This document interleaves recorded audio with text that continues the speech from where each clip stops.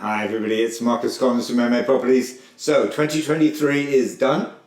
As far as real estate, I think we can breathe a sigh of relief because of that. 2024 just beginning to start. Got a little bit of insight, even though it's very early in the month, a little bit of insight in terms of what's happening right now as well. So in this masterclass, I want to focus on Arlington's single-family homes. I'm going to look at what was the situation in 2023, what were the key drivers of the situation that unfolded in 2023, and then I want to turn my attention with my crystal ball for what's going to happen in 2024. So let's get ourselves started here. So Arlington single-family. Going to show you lots of information this evening all about statistics, but we have a lot more information on our website. It's here, maproperties.com, under the statistics tab. And there you will find information for about 50 different towns in the greater Boston area, about 25 different types of statistics, giving you an insight into exactly what's happening, be it single family, condominium, as well as the rental market. Clearly that's quite important in the Arlington market too. Give you lots of insight in terms of what's happening in the market. All of the data is up to date and we update it every month, so it's very up to date. We certainly have all the information in now for 2023. So I'm going to give you a synopsis of that information here during this video. As well as that, every year MA Properties produces the Arlington Market Review. We have this available on our website. If you want a copy, just let us know. We can provide you with a copy. We focus in this on the single family market, the luxury market. We define that as over 2 million in Arlington. New construction, condominium as well. So we've got a broad set of information, very detailed in fact, in terms of what happened in 2023 and, more importantly, of course, as we're now in 2024, what we anticipate is going to happen in 2024. So look out for the market review. It'll be available on our website, and say if you want a copy of it, just let us know and we can provide you with that. So look forward to that coming out hopefully in the next 2 to 3 weeks. So let's take a look at single family. We'll give you a sense of what's happening in the market and what the key drivers are, and then we'll get our crystal ball out and see if we can't get a sense of what's happening in 2024. So single family homes. This graph is the number of home sales. The blue bar are existing homes. Green, much smaller, is new construction. There is a new construction market in Arlington, but actually it's quite small. And then that kind of orange slither at the bottom are those homes that actually don't come on the market. They are bought up by developers and converted to new single-family homes. So, as you can see, we averaged around about 300 home sales since 2014 all the way through to 2020. Been relatively average, not much in the way of up and down, just a slight variation. It rose in 2021 predominantly because of COVID. That was what was going on there. So there was more activity in the market. People looking for a different home where they lived didn't work, too big, too small, just didn't work for their new situation. And then it dropped back to the norm around about 300 in 2022. What's somewhat dramatic about this, I want to use the word carefully, but it does look somewhat dramatic. Around about a 28% drop in the number of sales, 32% drop in the number of sales. I'm jumping ahead a slide. So over a 30% drop in the number of homes sold. Now, in prior years, if we'd seen a drop in the number of homes sold, we would have focused on buyer sentiment. Why are buyers not buying in Arlington?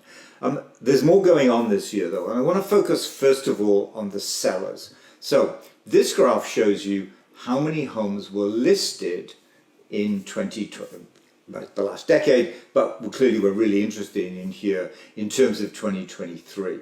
Clearly much lower. In fact, the number of listings was down about 28%. So 32% drop in the number of sales, a 28% drop in the number of homes that were listed. So clearly the big driver in the market here is sellers not selling their homes. The reason for that, no surprise there, of course, is high interest rates. Many of today's homeowners are locked into a very affordable 3-4% mortgage rate. As they look to move to their new home, of course, that mortgage rate would jump from 3% to 7%. And that put a real damper on the listings, not just in Arlington, not just in Massachusetts for that matter, but actually countrywide, because many homeowners were locked into those very low rates. So the key driver here is the lack of sellers in the market. But that's not the full story. So turn our attention now to buyers and look at a couple of key metrics which give us a sense of buyer confidence. Ordinarily, with a lack of listings, of course, you would expect to see increased competition if the buyers were out and had confidence in the real estate market.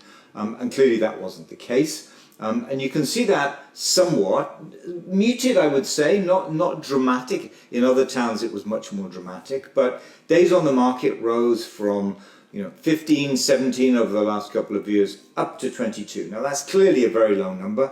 Let's kind of put that number in perspective. But there is kind of that upward trend up to 22 days. What's interesting is that 2022, we characterize it as the year of two halves. The first half of the year was quite buoyant. The second half of the year very depressed as interest rates started to ramp up. And what happened here, of course, in 2023 is that those interest rates continued to rise. So a modest increase in the days on the market, even though we saw 28% less listings. So it's kind of quite significant, that. The other ratio we look at to give a sense, or the other metric we look at to get a sense of buyer confidence, is the sell price to list price ratio. Imagine a home comes on the market at 800,000 and it sells for 800,000. That's 100% sell price to list price ratio. Now, historically, certainly in the last decade, we've seen a number around about 102, 103, 104, just over 100%. Rose dramatically 2021 and 2022 because of that COVID, that churn caused by COVID. But here we are back now to those historical norms. So still a good number. 104 is clearly a good number, but clearly not what we saw over the last 2 years. And in fact, if you look at 2022, the second half of the year saw very low sell price to list price ratios as well. If you break this down by a month, so here's the months of 2023, you can see that it was relatively buoyant in the first 5 months of the year. No real surprise there, we often see that. That's the start of the spring market. But as the year progressed and as interest rates showed no sign of decreasing, so that ratio began to creep down and down, and to the extent that in November we were at 102%. In May, we're actually at 111, so big difference there. We also like to look at the distribution of that sell price to list price ratio. So here, the axis at the bottom shows you the sell price to list price ratios, and then how many homes sold in at that ratio point. As you can see, about 30% of homes sold for less than the asking price, and about 68%, 70% really, sold for at or higher than the asking price.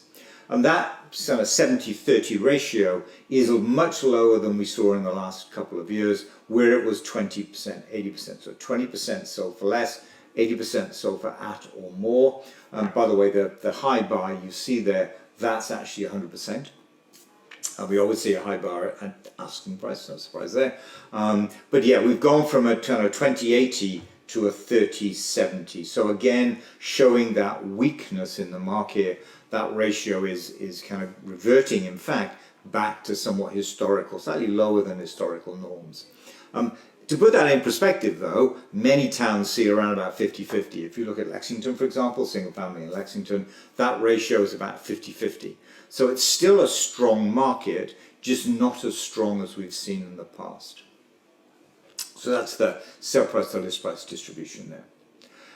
What everybody clearly wants to know about, of course, is prices. And this is the average sell price in Arlington.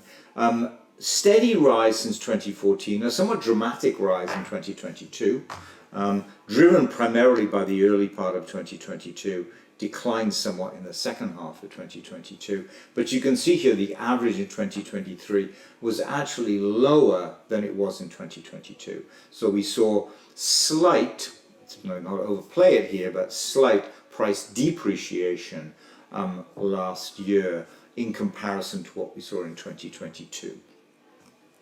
Still higher though than 2021, so don't want to overplay that, just kind of a minor correction in the market. A couple of other things going on here in terms of that. The first one is the luxury market. Now we define that as home sales over $2 million. There were no home sales over $2 million up until 2018, and in fact through 2020 there were only one or two a year. You can see it rose dramatically in 2022. Question we were asking ourselves, is this an anomaly? Is it real? Are we going to see that number of very expensive, for Arlington anyway, home sales continue? And clearly we haven't.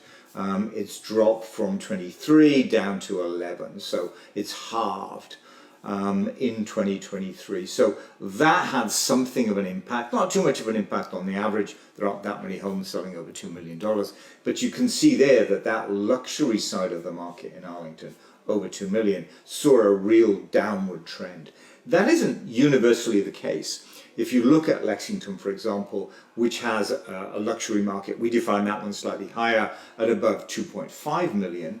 That actually saw as many home sales in 2023 as we saw in 2022. So to some extent, the luxury market in other towns has bucked that trend of decreasing sales. That's not the case here in Arlington. It does look like the luxury market has taken a retrograde step to some extent with so few home sales. I want to break down now average price by new construction average price versus existing home average price. So what you're seeing here, this orange bar, is the number of new construction homes. What's more interesting here, and the reason I want to focus on this graph, is the blue line is the average price of new construction. Peaked at about $2 million in 2022, but now it's declined to just over 1.9 million in 2023. The red line is existing home prices, average existing home prices, and you can see that peaked at almost 1.2 million in 2022, and it's declined somewhat in 2023. So we've seen price depreciation, don't want to overplay it, but certainly a minor correction perhaps would be the right way to characterize it, in 2023, both in the new construction market and in the existing home market. And you can see that clearly in that graph there with reduction in both of those sectors of the market. So what's happening? So let's take a look at interest rates. Clearly, no surprise there. If anybody's read anything of what happened in 2023, what's driving the market or driving the activity in the market is interest rates. So here's the interest rates since 2010, and as you can see, buyers in between 2015 and 2020, perhaps even before that, had a relatively low interest rate, or they refinanced to a relatively low interest rate, somewhere between 3 and 4%. The orange bar here is the 30-year fixed, and then the blue bar that actually stops midway to, or the end of 22 actually. We don't have that data for 2023, but you can see that's the 5-1 arm. So an arm is a little bit lower than the 30-year fixed. And so you can see that's anywhere between 3 and 4%. So lots of homeowners, would-be sellers if you will, are locked into that 3% mortgage, and were unwilling to swap their 3% mortgage for a 7 or even higher percent mortgage. And that's really what stopped the market. In terms of buyers, of course, pre-approval got in June.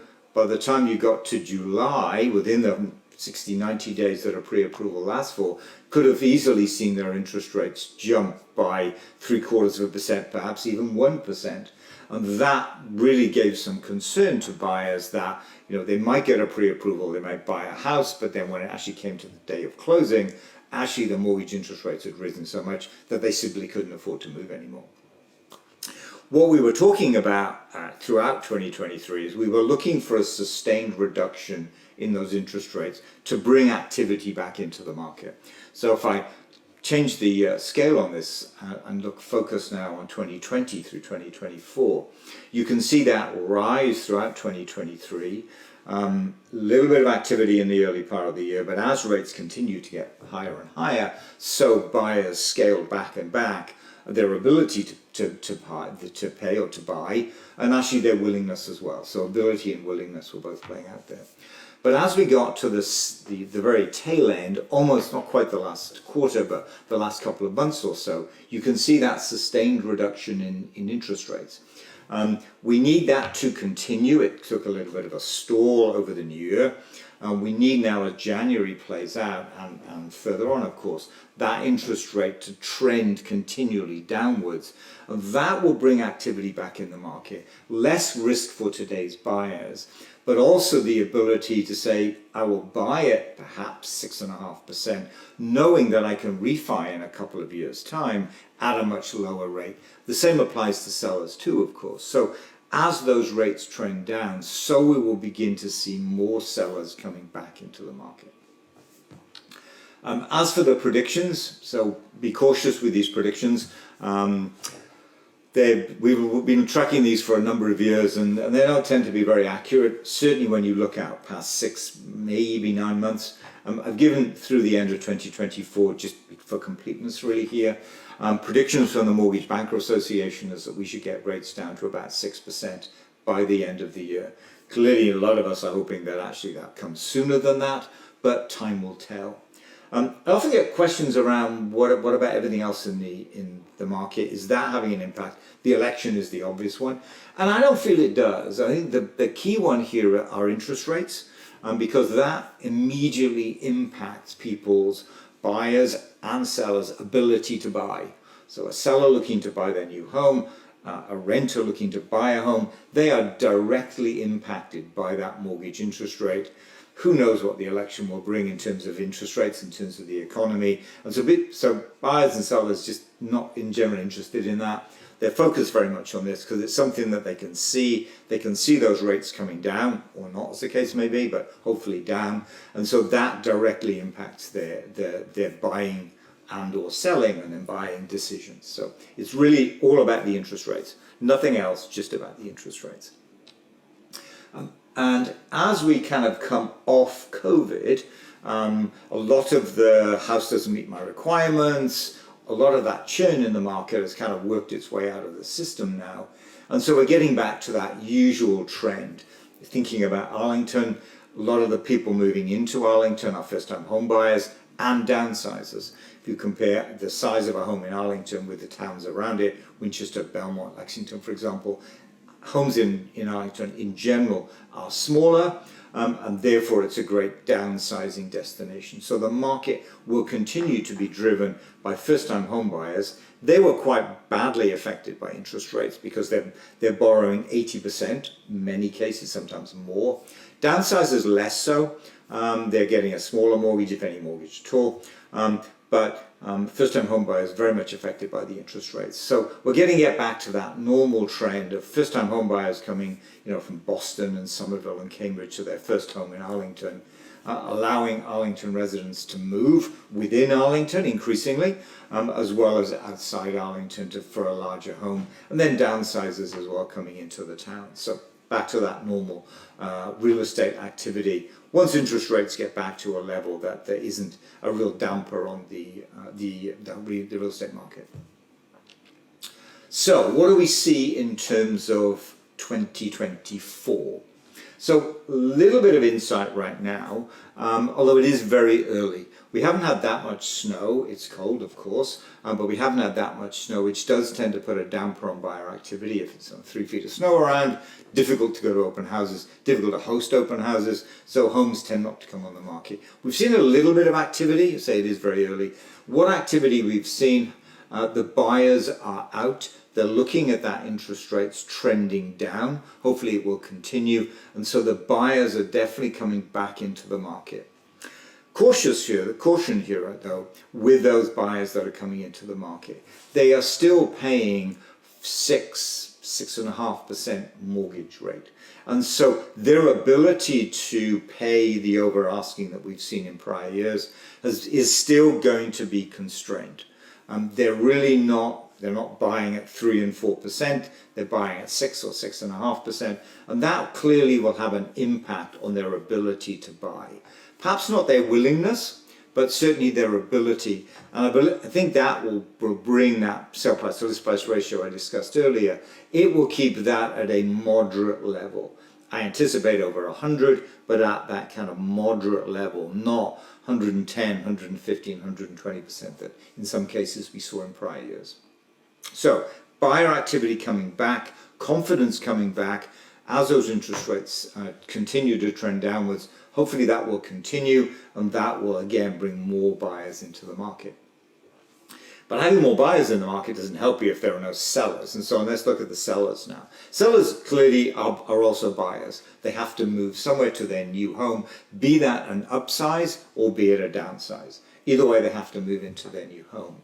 And so there is a little bit of pent-up supply, really, pent-up demand, pent-up supply in the sellers market, as they wanted to move last year, felt they couldn't because of interest rates. The interest rates are trending downwards. I can chase those interest rates down over the next 2 to 3 years. This is now takes away to some extent that impediment to putting my home on the market. So we will see more sellers coming into the market as the spring market unfolds and as interest rates kind of unfold over that time frame too. I think it will be a little patchy. In some areas we'll see homes coming on. Will they all come on at the same rate and the same clip that we've seen in prior years? Probably not. But I think as sellers begin to see more homes coming on the market, okay, other people are confident about the market. That's my cue for me to come on the market too. Again, remembering what I just said about the buyers, some caution here though for our sellers that come on the market. We saw some price depreciation in 2023, so pricing is key. We saw large increases in the past, but that hasn't continued into 2023. So be very cautious around pricing, putting the right price on a house. That's going to be a key stop, if you will, to a buyer if they see a house is overpriced. That's always been the case, but even more so now. But also think about creating a product that today's buyers want. Saying, I'm not going to bother painting my home because the buyers will only redo that when they move in. Well, actually they probably won't, because they won't be able to afford it. And so homes that are prepared well, staged and marketed as well, but that buyers feel is move-in ready, but also has that, yes, I really want that home, both those effects, that's where the homes that will be successful. So sellers in this market need to be cautious. It's not the COVID years where you didn't really have to do anything to sell. Those days are over. It's going to be a relatively slow start to the 2024 season. So caution about pricing. Make sure your home is ready for sale, looks move-in ready, that a buyer can come into the open house and go, yes, I can move in, I don't have to do anything, I don't have any additional expense. That's absolutely key to getting top dollar for your home. Once you do that, then competition will come in. Without that, it's likely the competition will not be as strong as it's been in 23 and in prior years. So cautionary note for sellers, although I do feel that we'll have more sellers coming into the market, a little bit more competition, but I think the number of buyers coming in too is going to increase. So I'm not really worried about increased competition from the sellers. I think there's enough demand in the market to absorb all of the homes that come on the market, but just be cautious about price and preparation because interest rates are still very high, and that does have that kind of constraining effect on today's buyers. So that's the overview of the Arlington single-family home market. insights into 2023, lots of information about 2024 as well, hopefully. So hopefully you enjoyed that. It's part of a series of videos that we do around the market review, which, as I mentioned previously, will be available in early February, so look out for that. So with that, I'd like to say thank you for watching, and if you have any questions, please reach out to us. We have lots of information. We love talking about this, if you haven't already gathered that. Lots of information that we want to share with you, so please reach out to us if you have any questions at all. Thank you. Bye.